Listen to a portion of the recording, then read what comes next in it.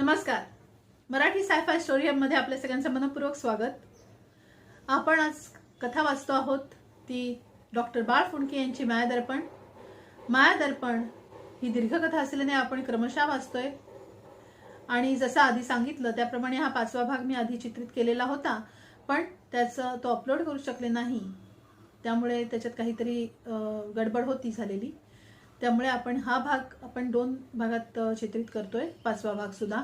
त्यामुळे 5.1 हा वाचून झालेला आहे. आतापर्यंत लेखकाचं मनोगत आणि कथेचे 4 भाग वाचून झालेले आहेत. हा 5वा आहे, पण 5A ही वाचून झालेला आहे. हा 5B आहे.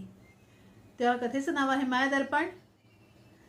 लेखक डॉक्टर बाळ फुंडके, अभिवाचक स्मिता पोतनीस आणि भाग 5B.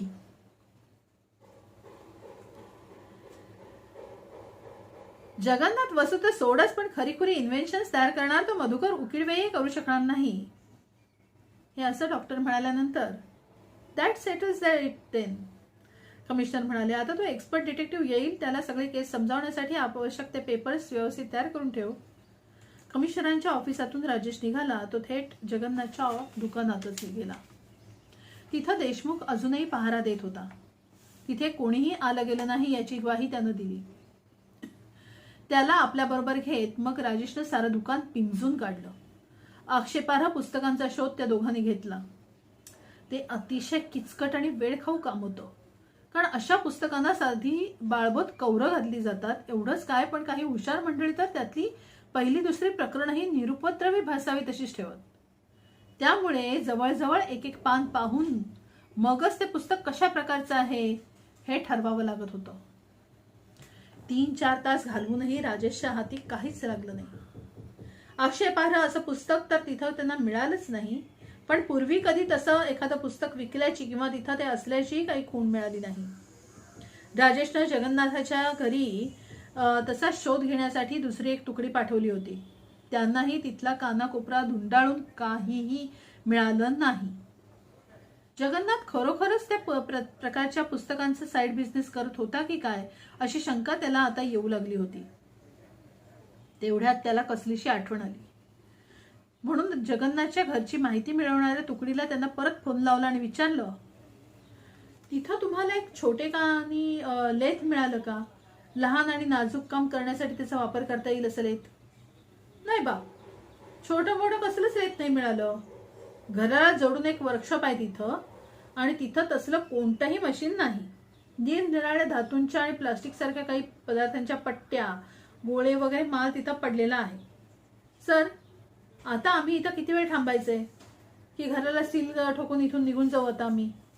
नाही, तुम्हाला रिलीव्ह करायला कोणाला तरी पाठवतो, तो येईपर्यंत इथंच थांबा. रिसिव्हर खाली ठेवून राजेश पाठी वळला. तो त्याला समोरच देशमुख दिसला. तोही गेले 17-18 तास ड्युटी करतोय याची जाणीव त्याला झाली.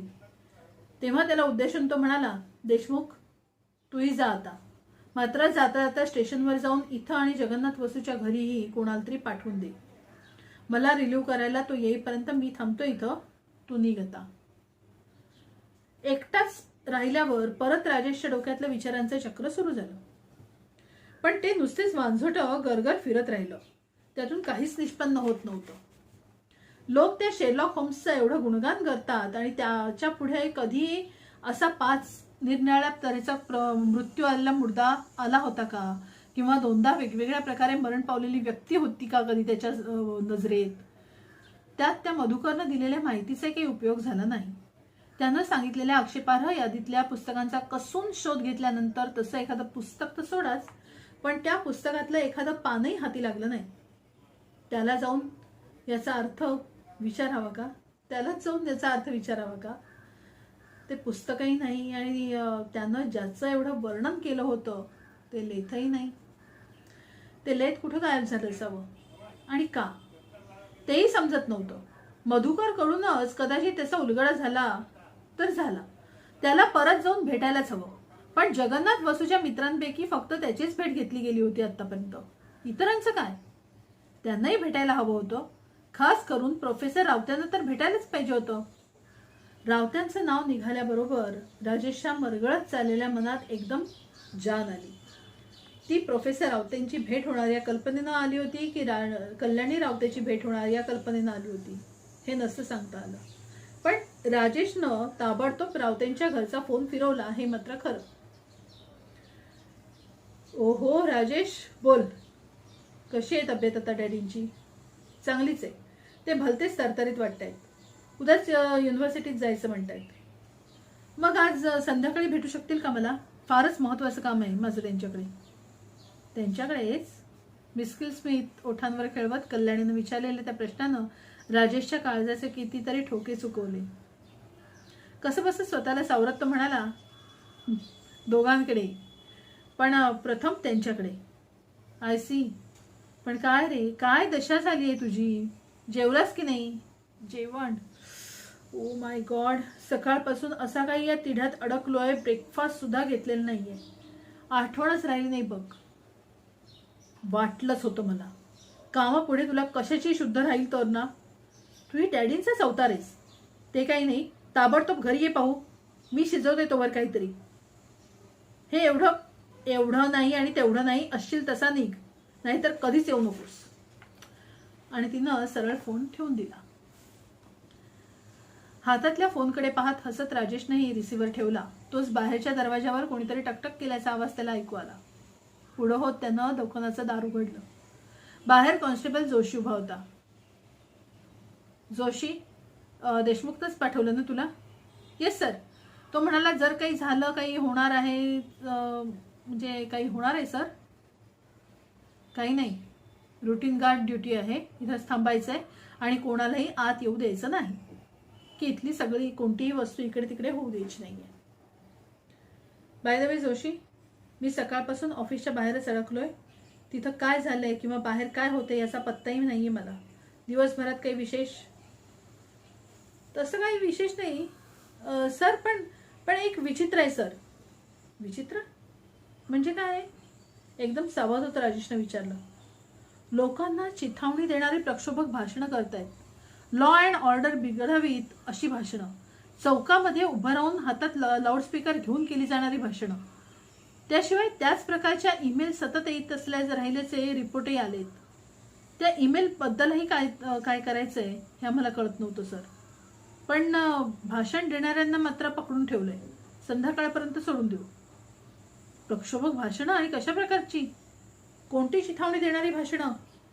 पलीकडच्या सेक्टरमधल्या लोकांविरुद्ध भडकवणारी भाषणं. ते उपरे आहेत, ते परके आहेत, तरी आपल्यावर मनमानी करतायत, त्यांना ठारच मारायला हवं असं सतत कानी कपाळी ओरडणारी भाषणं. काय म्हणालास? त्यांना ठारच मारायला हवं असं सांगत होते ते सगळेजण? Yes sir. दर 2 मिनिटांनी प्रत्येक जण हेच वाक्य उच्चारत होता असे सर्व रिपोर्ट सांगतायत. काही जणांना तर आमच्यापैकी काही जणांनी प्रत्यक्षात ऐकलं होतं. त्यांचाही रिपोर्ट काही चांगला नाहीये. प्रत्येक जण म्हणजे असे किती वेडेपेर निघाले? 9 जणांना तर आम्हीच पकडलंय, पण आणखी 1-2 तरी निसटले असावेत असं वाटतंय. कमाल होती. शहराच्या निरनिराळ्या भागात एकाच वेळी अशी भाषणं करून लोकांच्या भावना भडकवण्याचा प्रयत्न करणारी लोक असावेत. 1-2 नाही तर जवळजवळ डझन. एखादी तशीच ऑर्गनायझेशन तर नाही? शेजारच्या सेक्टरशी वैर करायला शिकवणारी, लोकांना शांतीच्या मार्गापासून वळायला लावणारी. पूर्वी अशा असायच्या असं त्यांना इतिहासात वाचलेलं होतं. पण आता सगळीकडे शांतता प्रस्थापित झाल्यापासून हे हेवे दावे, वैर, लढाया सगळं बंद झालं होतं. मग आत्ताच नेमकं हा कुठून उपटलं? आणि तेही जगन्नाथ वसूच्या मृत्यूची भानगड झालेली असतानाच. या दोन्हीचा संबंध तर नाही. पोलीस खात्याला सतावून बदनाम करायचे कारस्थान तरी नाही. आणि काय म्हणत होते ते वक्ते? त्याला ठारच मारायला हवा. आपण कुठेतरी ते ऐकलंय हे वाक्य. यापूर्वी कुठे ऐकलं होतं? ते वाक्य ओळखीचं असल्यासारखं का वाटतंय? राजेश चक्रावून गेला होता. अंग ठसठसत राहावं, पण कुठे नेमकं दुखतंय, नेमकं काय होतंय याचा छडा मात्र लागू नये अशी त्याची स्थिती झाली होती. ते वाक्य त्याआधी कुठंतरी केव्हा तरी ऐकले. याविषयी त्याची खात्री होत चालली होती, पण त्याला काही केलं ते आठवत नव्हतं की कुठे आणि केव्हा. जसजसा विचार करावा तसतसं अधिकाधिक बेचैन व्हायला लागलं होतं मन. त्याच मनस्थितीत तो प्रोफेसर रावतेंच्या घरी गेला. तिथं कल्याणीला पाहिल्यावर मात्र तो साऱ्या काळजा विसरला. आपण ज्याला गहन गूढ समजतोय ती एखादी साधी सरळ कहाणी असावी असं असं राहून राहून त्याला वाटू लागलं.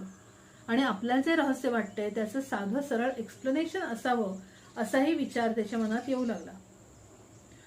आता उद्या तो स्पेशल एक्सपर्ट डिटेक्टिव्ह येऊन त्यानं तेच सांगितलं, साऱ्याचा उलगडा केला की मग आपल्याला लोक कसे हसतील, आपला कसा फालुदा होईल या विचारानं मात्र तो एकदा काळजीत बुडून गेला. तिथं कल्याणी होती म्हणून बरं, नाहीतर तो या चिंतित अवस्थेत त्यानं काय केलं असतं हे सांगणं कठीण. क्रमशः धन्यवाद.